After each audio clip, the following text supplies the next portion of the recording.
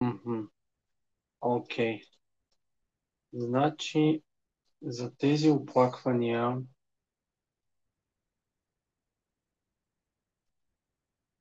които имаш, които сега споменаваш, а именно силната умора, акнето и ето това токобилен цикъл, болезнен цикъл, всъщност говори за естрогена.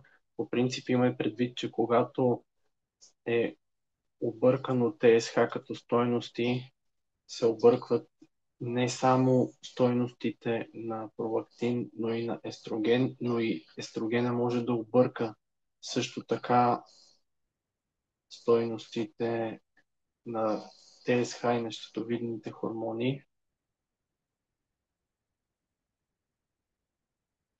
И според мен няма да е лошо, за да сме сигурни дали идва от естрогена това всичко, а по принцип и е редовен цикъл, нали така? Защото не видях да е отбелязано, че е нередовен. Окей,